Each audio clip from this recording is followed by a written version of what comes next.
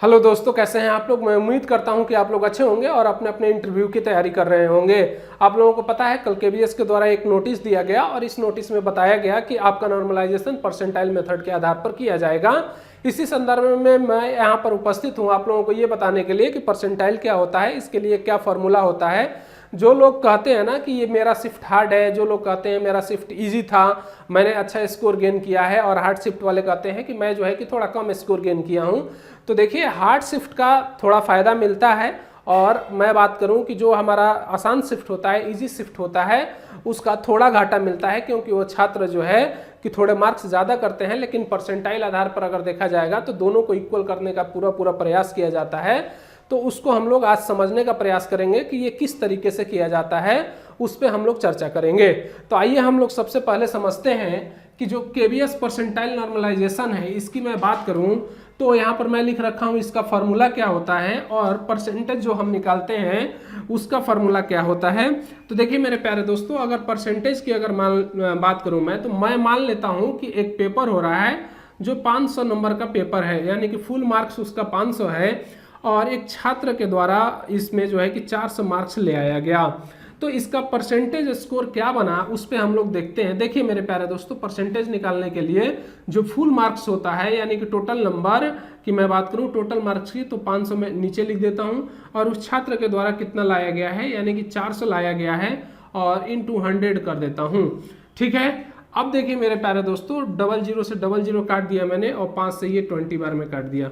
ठीक है, अब इन दोनों का मल्टीप्लीकेशन क्या हो जाएगा, 80%, यानी कि इस छात्र के द्वारा इस पेपर की अगर मैं बात करूं तो इसमें 80% लाया गया।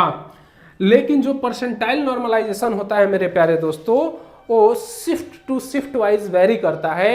यानी मान लीजिए कि मॉर्निंग के शिफ्ट में जो शिफ्ट पेपर हुआ है उसमें 50 स्टूडेंट बैठे हैं। मैं मान लेता हूं कि एक पेपर हो रहा है वो 3 से 4 शिफ्ट में हो रहा है, 1 2 3 और 4 शिफ्ट में। ठीक है, अब देखिए पहले शिफ्ट में टोटल जो छात्रों की संख्या है वो 50 है, और दूसरे में मैं बात करूं तो 60 है, और तीसरे में मैं बात करूं तो 70 है, और चौथे में अगर मैं बात करूं तो 80 है। यानी कि पहले शिफ्ट में 50 स्टूडेंट टोटल पेपर देते हैं, इसके अलावा दूसरे शिफ्ट में 60 देते हैं, और तीसरे शिफ्ट में 70 देते हैं, और चौथे शिफ्ट में 80 देते हैं। तो इनका जो परसेंटाइल नॉर्मलाइजेशन होगा वो इन्हीं के शिफ्ट के अनुसार होगा। यानी कि चारों के अलग अलग शिफ्ट हैं, तो इसी में जितने कैंडिडेट हैं उसी के आधार पर किया जाएगा।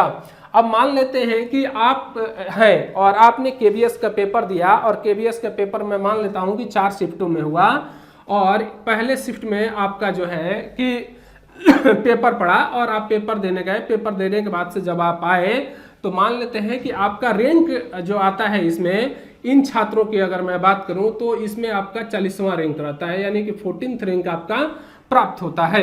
ठीक है, अगर आपका 14th रैंक का अगर प्राप्त होता है मेरे प्यारे दोस्तों, तो देखिए इसी के अनुसार आपका परसेंटाइल डिसाइड होता है कि टोटल जो संख्या है छात्रों को कितनी है, 50, और आपसे कितने छात्र जो है कि ऊपर हैं, यानी कि आपसे जो है कि 9 छात्र ऊपर हैं।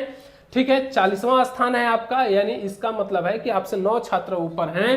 तो मेरे प्यारे दोस्तों, जो परसेंटाइल नॉर्मलाइजेशन होगा वो होगा कि टोटल जो छात्रों की संख्या है और आपका जो स्थान है वो कितना है, इन 200। ठीक है, यहाँ से इसको काट दें और यहाँ से ये काट देते हैं, यानी कि आपका 80 परसेंटाइल बना। कितना बना मेरे प्यारे दोस्तों, 80 परसेंटाइल बना। अब देखिए मेरे प्यारे दोस्तों, इस बताने का मतलब ये था कि अगर मान लेते हैं कि आपका एक शिफ्ट जो है कि फर्स्ट है और शिफ्ट सेकंड है, इसमें जो है कि मैंने 10 शिफ्टों के पेपर का एनालिसिस किया, और एनालिसिस के बाद से मैंने पाया कि ये नंबर जो है कि इतने इतने कैंडिडेट जो है कि इस पेपर में बैठे हैं। ठीक है, अब इनका जो है कि कंपैरिजन हम लोग करा के देखते हैं। अब मान लेते हैं कि यहाँ पर अगर एक छात्र के द्वारा 95 मार्क्स ले आया गया, ठीक है, 95 मार्क्स ले आया गया, और इसकी अगर मैं बात करूं तो ये पहला, ये दूसरा, ये तीसरा, ये चौथा, ये 5वां, और ये 6वां, और ये 7वां, ये 8वां, और ये 9वां, और ये 10वां। इस तरीके से इनका रैंक प्राप्त हुआ, इनको रैंक दिया गया इस तरीके से। तो इनका जो नॉर्मलाइजेशन होगा परसेंटाइल, वो किस आधार पे होगा, देखिए टोटल नंबर ऑफ इस शिफ्ट में अगर मैं बात करूं कि फर्स्ट शिफ्ट में कितने कैंडिडेट हैं, 10, तो मैं इस 10 को नीचे लिखूंगा, ठीक है। और हम लोग ये देखेंगे कि जो हमारा 95 मार्क्स ले आया है इसका रैंक क्या है, तो पहला स्थान है। इसका मतलब ये है कि ये जो छात्र है कि 10 में से पूरे 10वें स्थान पर है। देखिए इससे कितने लोग नीचे हैं, 1 2 3 4 5 6 7 8 9, और इसको भी हम लोग शामिल करते हैं क्योंकि ये जो फॉर्मूला लागू होता है ये इक्वल के लिए भी लागू होता है।